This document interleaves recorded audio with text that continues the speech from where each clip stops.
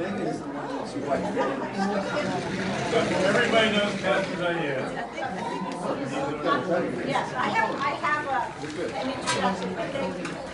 Does everyone have a chair and a handout that John has, which I'm going to do one of those.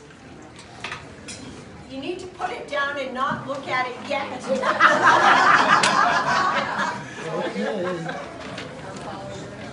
Are you guilty? No, I have them. I just put it down. Oh, good. I love compliance. When a pastor speaks, I listen.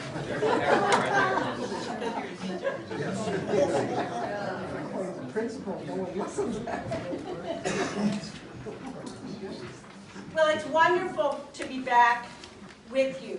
And for those of you who don't know me, I was the interim here from November of 2011 till May of 2012. And I had the opportunity while doing that to go to Tanzania. And I told several of you that just yesterday, John and I got the creche out that I had purchased in Zanzibar.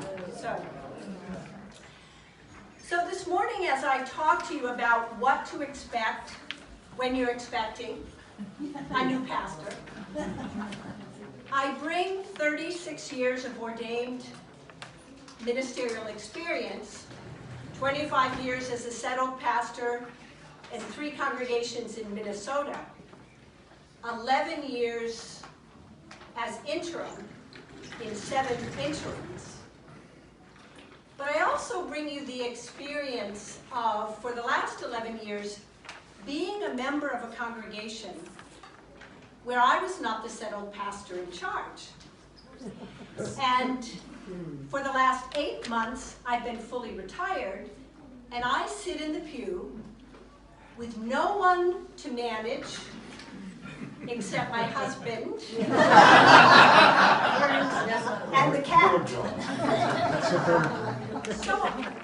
So I know what it's like to have opinions about what the pastor is doing.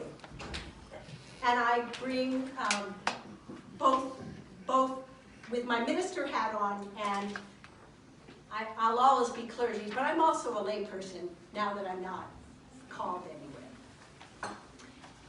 And the conversation we will have this morning, I don't think I'll say anything new or surprising to you.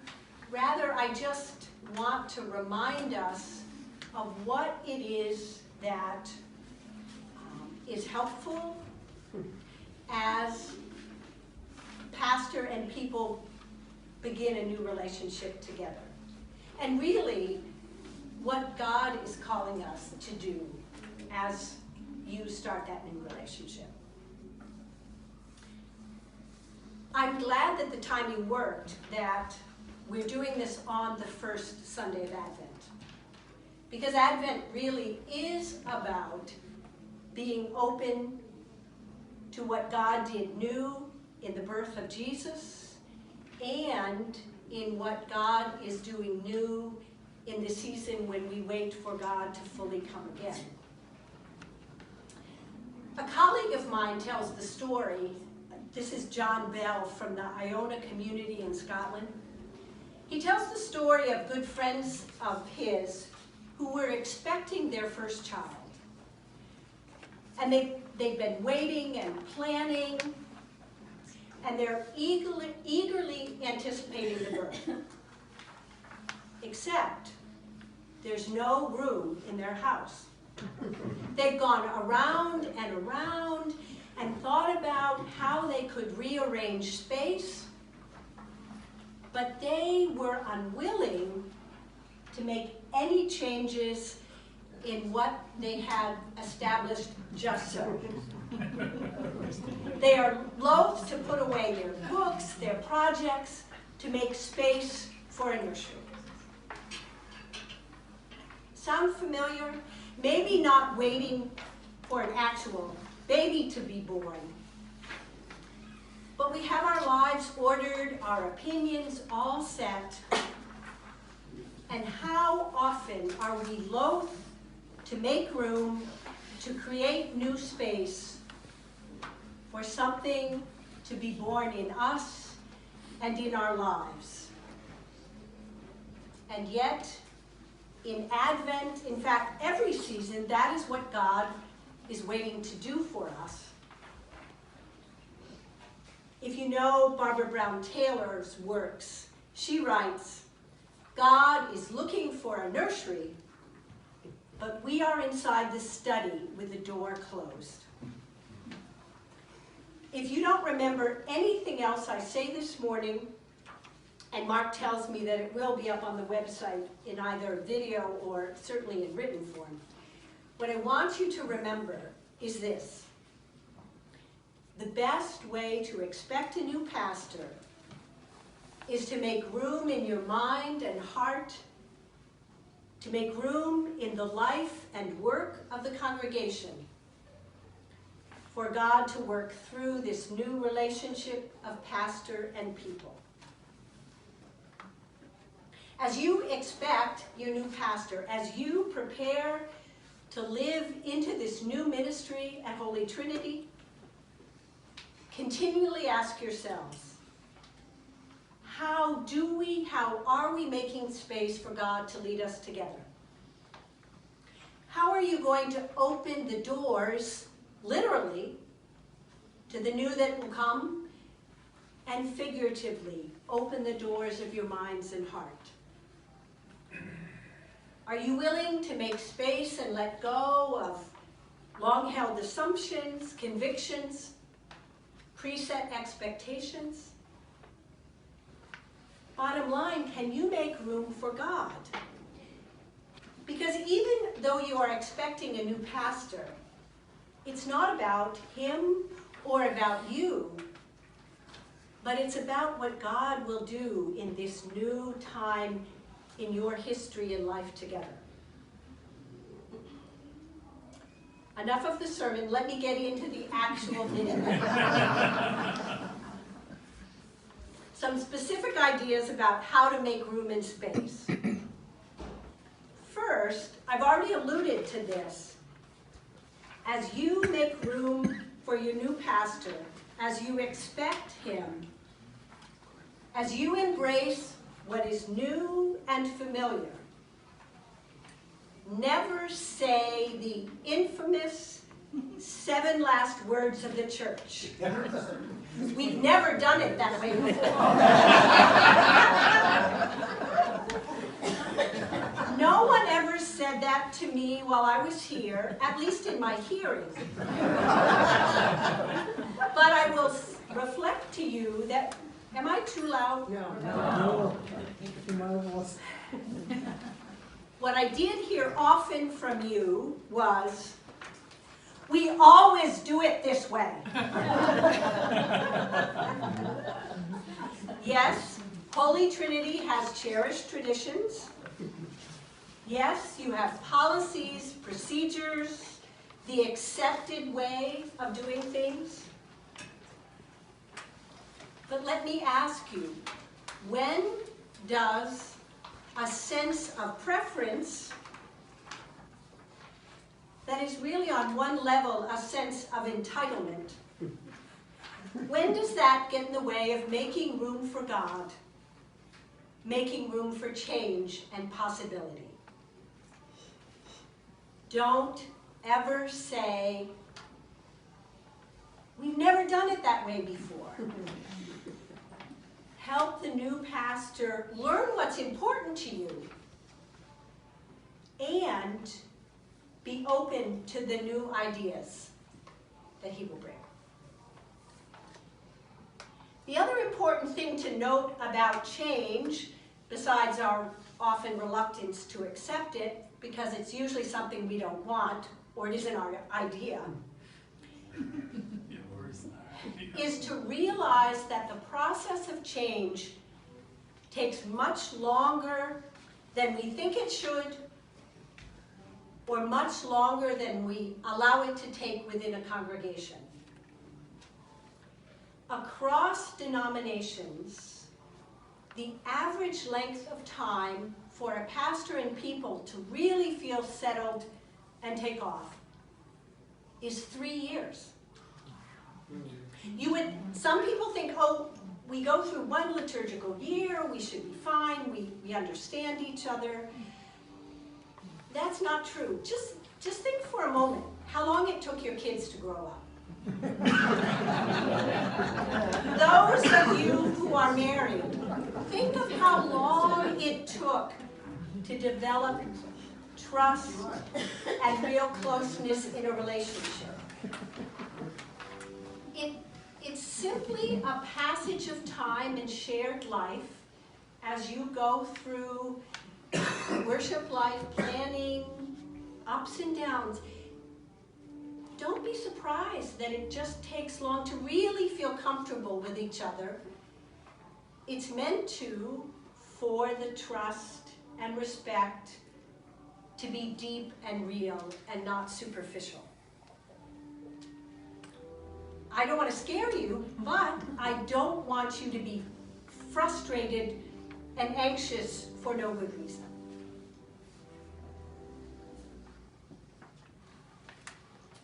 The third way to expect your new pastor is to absolutely let go of all comparisons with pastors you have known before. Oh, come on.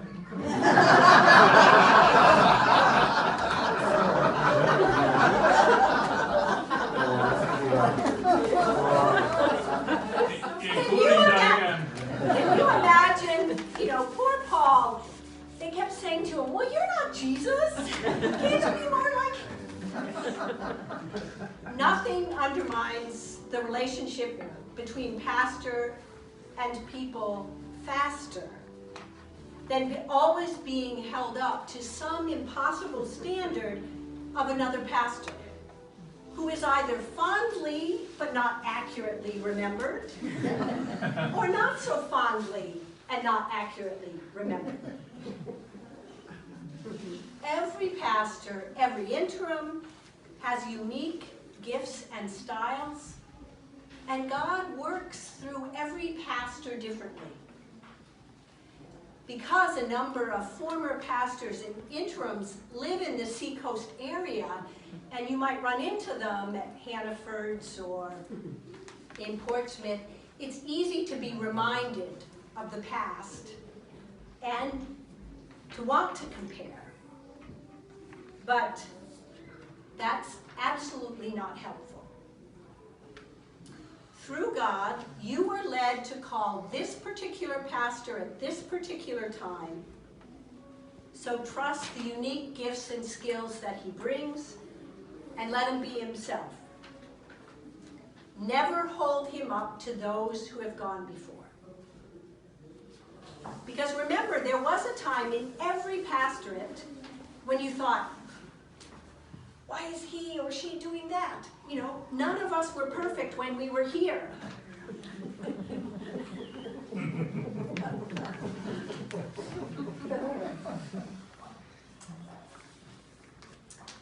The fourth way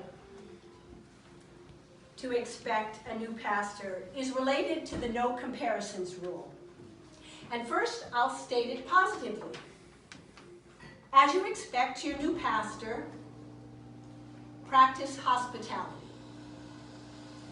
Practice openness in the way you make room for the new pastor to be himself. But now I'll say it boldly.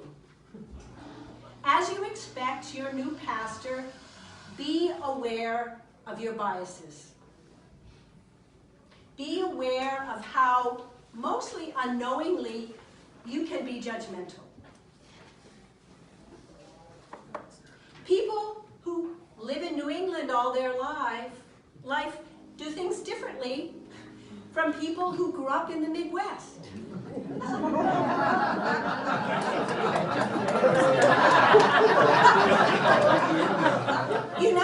We all know that. We laugh about it, but when a person acts out of a certain way,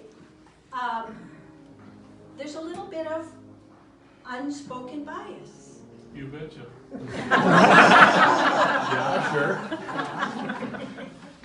People have biases about not, I mean, you've been used to pastors with grown children or children who are grown and gone. It's going to be quite different to have a pastor with children still at home. We all have expectations about and biases about what the minister's spouse will do or not do. When John and I married 30 years ago, we each were serving congregations 7 miles apart, and John had been there a number of years as a single person. I had been there 5 years as a single person, and they got used to having all our time. The minute we were married, John was expected at every event that my church held, and to be there both as spouse and a second pastor. I was expected to do the same at the congregation John served. And it drove us crazy. And they really expected, even though they had called one of us, that now they had two. Now, yes, both of us were ordained, but it happens a lot in congregations, whether the called pastor is female or male. There's a lot of bias that, of course, the spouse will help with the choir, teach Sunday school, bake for every funeral, so on and so on and so forth. Be mindful of those biases, which can be unhealthy expectations about what the spouse will do of the new pastor. Related to that is the children. My understanding, the children are in elementary, middle school age. It's a perfect time for traveling sports. What if that is a priority for that family, but the congregation says, oh no, they must be in worship on Sunday? Well, it's an expectation. It's your opinion, but it's not necessarily your business. And I confess, Diane, when Pastor Tim was here, I came this close to saying, when are you going to put your robe on? That was your expectation. Well, everybody else had one on, and I thought, well, it was a robe or something, and come to find out he has a robe, except on high holy services. Again, and you know, sometimes it's appropriate to ask out of, you know, help me understand, explain the difference, but you want to check whether your bias, your opinion is getting in the way of something that's really not your business. Another issue is how your pastor will keep his Sabbath, how he will manage his time. Speaking of confessions, at the church where John and I are members, we have a pastor who's been there 2 years, 3 years now? And it's the second congregation that he served, but the first as solo pastor. He's young, he's energetic, and he does things very differently that the two of us elder clergy. And we're very good about never saying a word except to each other, and we know we're not driving the bus, as they say in the United Church of Christ. When they give a lecture to retired clergy, say the first thing you need to know is you are no longer driving the bus, get in the back and shut up. And we do that except in the privacy of our own home. And we are very aware that many of the things that catch us, even annoy us, are certainly personal preference. It has nothing to do with the ministry of the gospel and the mission of First Congregational Kittery Point. It's just a style thing. But it gets in the way. And the more aware we are of it, better able we are to support his ministry. Related to this whole conversation about no comparisons and bias is something I want to point out just as terms of fact, which you may be aware of. For the last 2 years, you've had the blessings of the ministry of Pastor George and Pastor Grace. It's amounted to a little more than full-time, one full-time position, but you've had 2 people, and they can be in 2 places at once. When Pastor Rhodes was here, Megan was on staff. When Pastor Opterbeck was here, you had interns, and also I think Megan was on staff. And you might not be aware, but you were able to have leadership in 2 places at once. For the foreseeable future, when your new pastor comes, he can only be in 1 place at one time. Clergy are not taught how to bilocate. It's humanly impossible. Miracle. So be aware of how it would be very common to sort of say to yourself, well, why isn't he doing this? Why isn't he doing that? When before you had 2 people being able to do that. Hopefully there'll be a time, and I don't know the plans or the finances, but in this time of transition, when pastor is the only education pastoral staff person, don't expect him unrealistically to be able to do it all. Because we all know in our own work life, even when you have 2 half-time people, just by synergy, they do much more than the work of 1 full-time. Well, 1 full-time person can be working very hard, but can't keep up with the work of 2 half-time people. It's just not humanly possible unless you want your new pastor to burn out right away. Now you can pick up the handouts.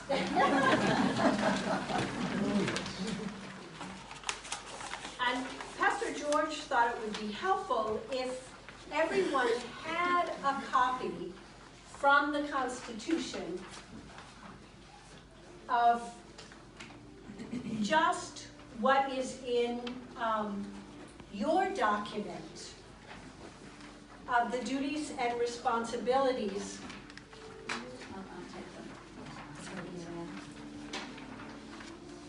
of what a pastor does. A lot of it is straightforward and things that you would expect. Preach the word, administer the sacraments, conduct public worship, provide pastoral care. But look at 9.035. Speak publicly to the world in solidarity with the poor and oppressed, calling for justice and proclaiming God's love for the world.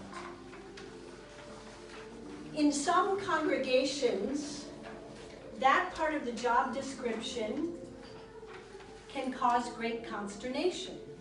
For example, if the pastor, in conjunction with leadership, feels that it's time to take on a controversial issue, like becoming a reconciling congregation, being open and affirming to gays, lesbians, transgender. We call it open and affirming in UCC. Is it reconciling congregation? Is that right? That is a conversation, a responsibility that has a lot of pushback to it. But it is part of the job description. There could be issues, for example, in taking a stand on immigration. That hits close to home here with all the uncertainty around the Indonesians. That might not be a controversial issue here, but what about another issue? in terms of dealing with the opioid crisis or something. It's just, again, I'm just raising areas that any congregation and new pastor need to be aware of, so it doesn't become a stumbling block. Look down to 903 B4. With the council administer discipline. Ooh, I like that. John says he likes it, but for some pastors, this is the part of ministry that is hard for them to do. They do not like to speak the truth in love. They do not want to deal with conflict, even though for the greater health of the congregation and the ministry, sometimes you need to say a tough word or take a particular action. It's part of the job description. And later, when there's time for questions, I'll invite George to say a little more if he wants to elaborate. The only other thing I wanted to point out about a possible upset in the congregation, you might not be aware of C4. Endeavor to increase the support given by the congregation to work for the church-wide organization of the ELCA and the New England Synod. Many of my colleagues in the United Church of Christ have had their congregations annoyed with them because they were so active in the wider mission work of the UCC and trying to raise the amount of money given to the denomination or take part in committees of the association. And you know, the feeling was, why are they doing all that work for the main conference of the United Church of Christ and not working for us? Forgetting that the wider denomination is a wonderful umbrella and foundation of support for the local congregation. And each local congregation exists not for those within our doors, but for those beyond. One of the strengths of Holy Trinity has always been your mission extends literally around the world. From Tanzania to South America, where Fundre Niños is, Guatemala. You know, the Dover Kitchen, all Mexico's mission, you know, something that's not even your state. You know, you have always had a good sense of ministry beyond the doors, as well as taking good care of ministry within the congregation. But it can be a struggling point, especially when, back to that bias, the pastor is spending more time on one than the other.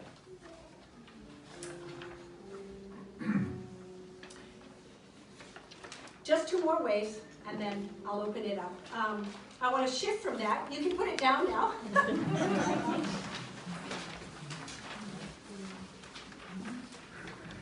I'm sorry to tell you this, but the sixth way to expect a new pastor is to forget about taking a break. The tendency in congregations when a new pastor starts is to sit back and go, I'm done. He's here, all's right with the world. I don't need to, I can just come and sit in the pew. That is, nothing is farther from the truth. Maybe if you're Mark Beliveau, chair of the search committee, you could take a month off. But the most helpful way to expect and continue to support a new pastor is to step up and volunteer and to keep honoring your commitments, to make sure all the faith formation responsibilities are covered, that there are no holes in ministry teams, that The mission you do out in the community is covered. Nothing is more difficult for a new pastor than to come in and nobody is willing to take responsibility for anything. You know, it really is very defeating. So a new pastor is never licensed to step back from involvement. The final way I invite you to expect your new pastor is to trust God and to pray. Trust that God has been and will continue to guide and bless you as your ministry together unfolds. There will be much that is known and familiar. There will be even more surprise and adventure, because that's the way God works. Pray that you will be open and make room. Pray for the ministries of Holy Trinity. Pray for each other. Pray for your new pastor and family as they prepare to join you. Pray for the congregation that he is leaving and for their time of transition that they will be beginning. Pray and trust that God will be working within each of you to make the room that is needed. And may your prayer be as the words of the Holden benediction. And now, O God, as you have called us to ventures of which we cannot see the ending, by paths as yet untrodden, through perils unknown, so give us the faith to go forth with good courage, not knowing where we go, but only that your hand is leading us and your love supporting us. Through Jesus Christ. Amen. Amen. Questions, comments, rebuttals? Acceptances. Thanks, Bob.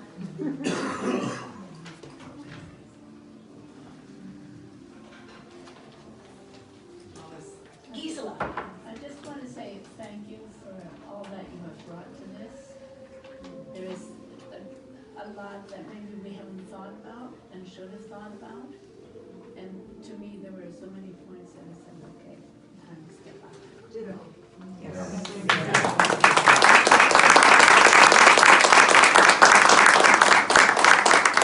you have a comment? I was going to say the same thing. Diane, I'd like to thank you for your personal insight, having been on both sides of the fence, because it makes it so real and relatable. I'm not saying, don't have bias, don't be annoyed, but just be aware of how that gets in the way. And really, when John and I had this conversation about changes that our pastor has made, especially because we have a lot more flexibility within the United Church of Christ to say, change the shape of the liturgy. And we're aware that we don't like it because it's not what we would do. And we're doubly aware that that's not a fair reason to not like it, just because it's not what we would do. We truly believe that our present pastor is exactly what First Congregational Kittery Point needs at this time.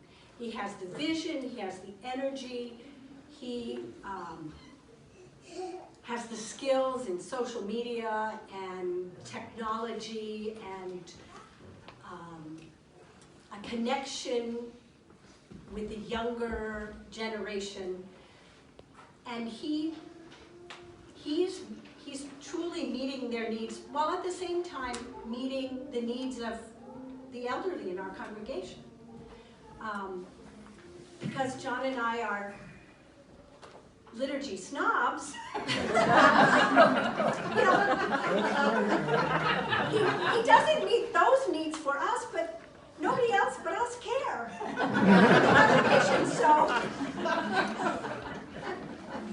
So we once a month we go get our liturgy fixed.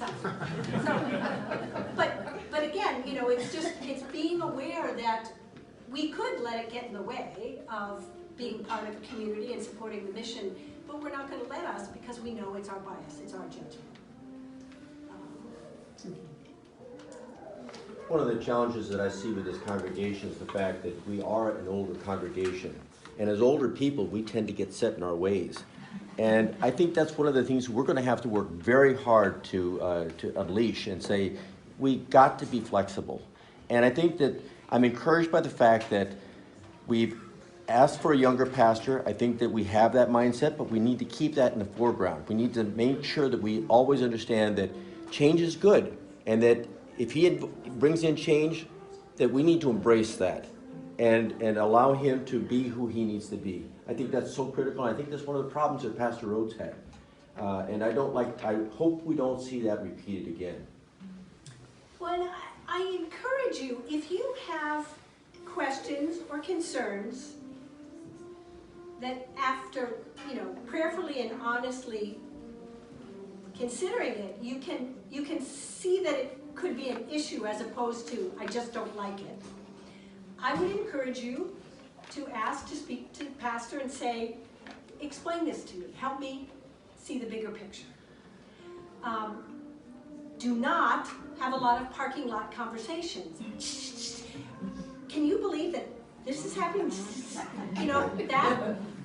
That is, it's the mark of an unhealthy congregation, and nothing will do the pastor-congregation relationship faster. Right. So, I'm not saying you can't ask questions, you can't even push back in the appropriate ways through one-on-one or ministry teams, but also be patient and allow him to try things and allow him to do things and allow in your mind the ability for new ideas to come forth. One of the things that I think would help with that is the fact that we would like to see more younger people. And there may very well be something that we do that doesn't appeal to younger people. We may have to change ourselves a bit. I'm glad you're bringing this up, because that's one expectation I didn't name. Often a new pastor comes in and the expectation is that within a month the congregation will be full of the teenagers and the 20-somethings. When it really has nothing to do with the pastor, but how the congregation in general is welcoming of them, the kind of programs and ministries you have for them. Plus, there are many ways of having teenagers, 20 and 30-somethings, involved in the life of the church, but not necessarily on Sunday morning. Right. Worship, those of us who are in this room, we're of the mindset and experience that worship is life-giving and nurturing and an important thing to do, if not absolutely necessary and vital. But there are many ways now, in terms of the way the church is in the world, that doesn't demand you have to come to worship on Sunday morning. Again, go back to Jesus. There were ways that he ministered to people that were anathema to the Pharisees and the Sadducees and the people in the temple, but, he did his ministry sitting around the table with sinners. For all we know, the 20 and 30-somethings of this congregation are doing their ministry in the bars of Portsmouth. So, again, be careful of your expectation towards your... Oh. Just touch my hand. I'm especially concerned about our expectations for this new pastor's time. because Pastor George and Pastor Grace have been remarkably generous with their time. We see them do a kitchen, make music events. I mean, we have absolutely had 1.5 pastors, I would guess. And it's strange to me that in what other profession do we expect that when we hire one person, their spouse will work for free? So I'm very concerned that we as a whole let this poor man have a life and a family and don't, expect him to be working 80 hours a week. I'm very worried about that. And one of the strengths of Holy Trinity is that you have a good organizational structure.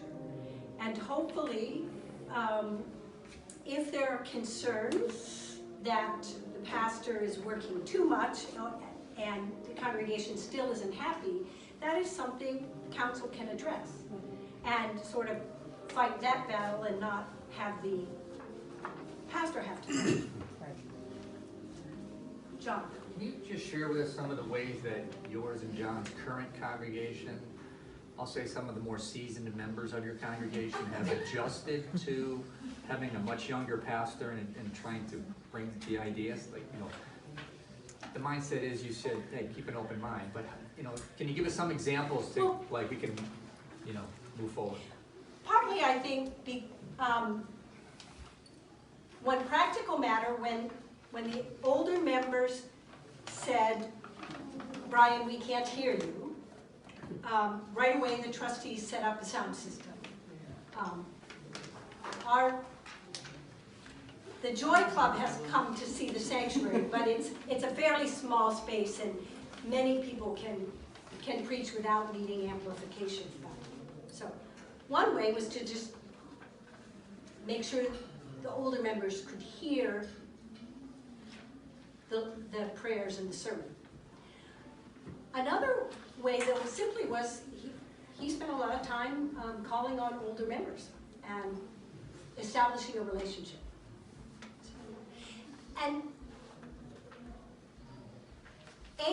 the older members are supportive of the things that he's doing in terms of a Facebook presence, working. I hope this won't sound strange for the way the word is proclaimed, but for example, the epistle lesson or the Hebrew scripture lesson is always interpreted by the children and pastor on Sunday morning rather than read. And there's a Bible in every pew, but they love it because they hear the word in a new way. Now we have the freedom to be able to do that, and it's considered acceptable. The older members love it. And when there aren't any young people to do it, the older members get involved. Diane, Joe and I have to leave to go greet the 11 o'clock service. But I just wanted to say that it was 6 years ago that you were among us for 6 months and provided an extraordinary service to this church that I'll never forget. And I just wanted to say the last 45 minutes you've done the same thing in a short period of time, and we really appreciate it. But as soon as I go out the door, forget it, so you don't compare me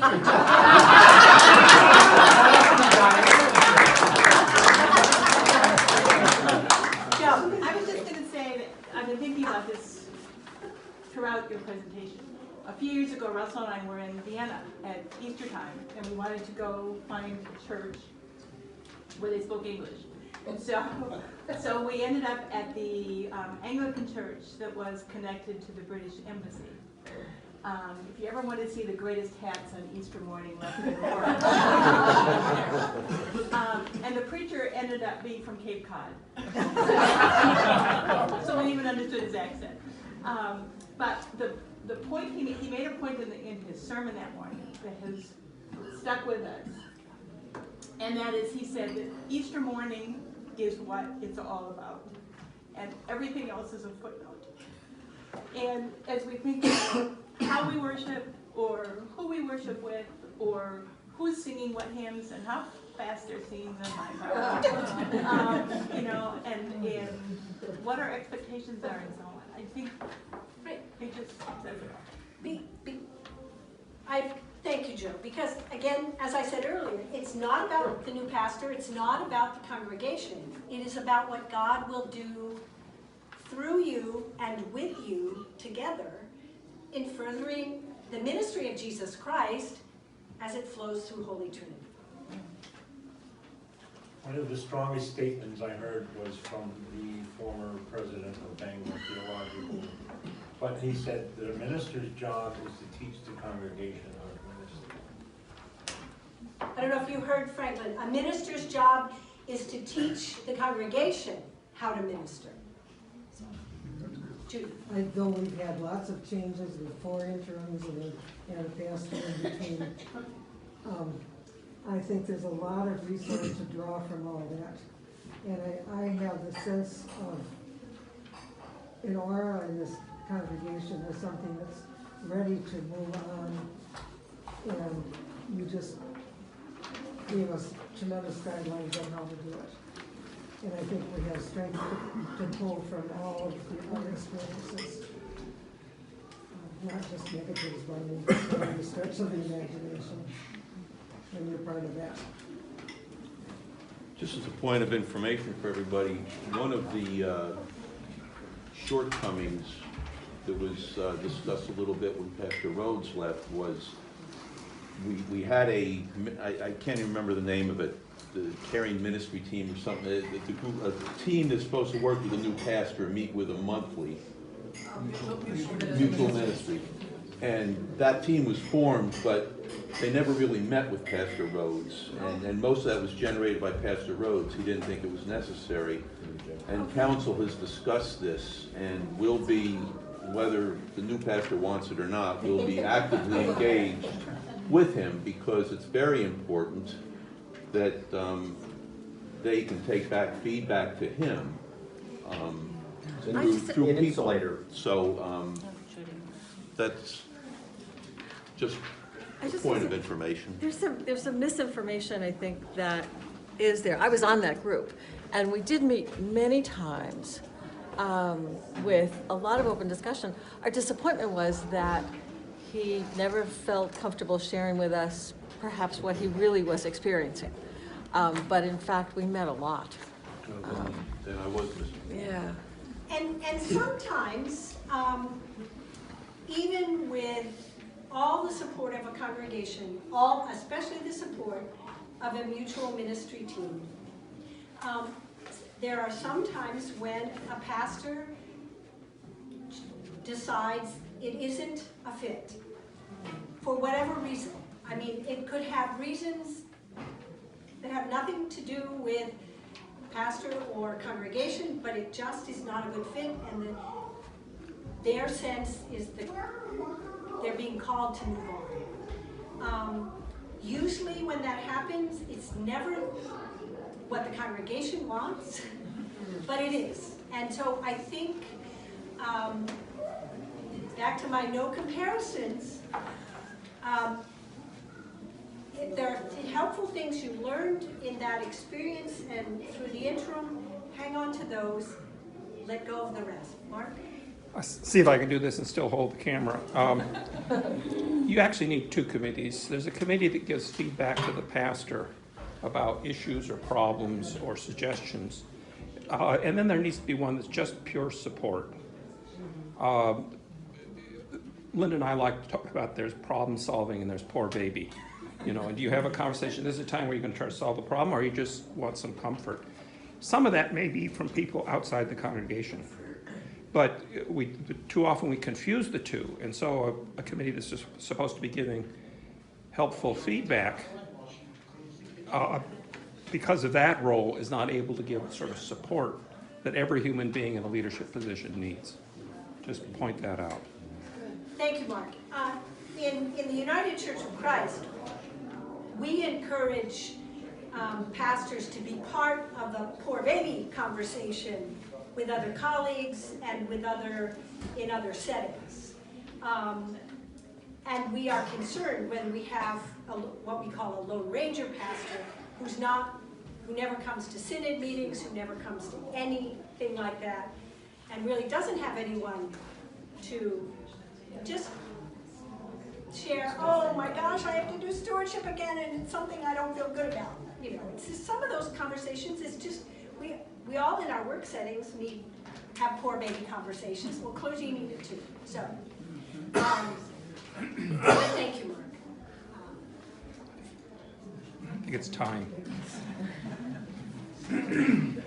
Know that you will not see John and I for the next year because you don't need our faces to get in the way of your no comparisons. And it is, you know, because John might sneak in every once in a while, but you won't see me because that is just the ethics of former interim when a new pastor is being established.